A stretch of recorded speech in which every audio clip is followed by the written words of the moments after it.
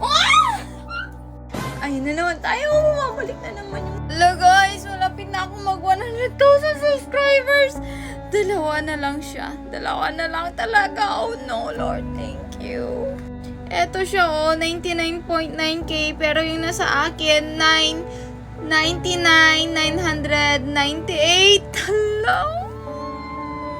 Yung dating pinapangarap ko lang talaga, yung video kahit na basta meron lang monetization, ganun. Pero ngayon, 100,000 na, Lord. Ah! Oh no, it's 100,000 na guys. 100,000 na. It's 6:26 p.m. guys. 100,000 na, Lord. Thank you.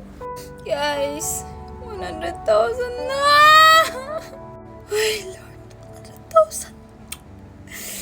Oh my goodness, ano nang gagawin natin? Hindi ko ma-express yung feelings ko. Lord, 100,000 na. This is the new beginning. Eto na yung simula ng gagawin natin. And guys, I know that it's all because of Gucci.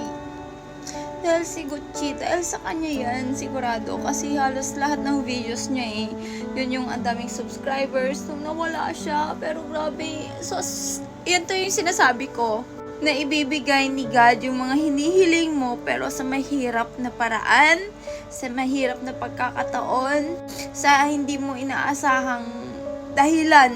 Ganun, di ba? Ayun na naman tayo, bumabalik na naman yung sakit. Pag naalala ko kasi talagang, alam mo yun, pabalik-balik yung sakit na nawala siya.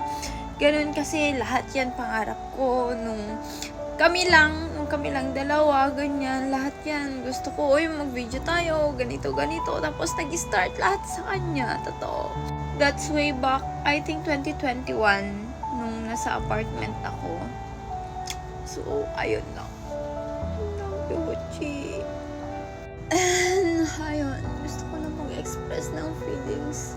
Kaya sa lahat na may pangarap, push lang, tiwala lang talaga.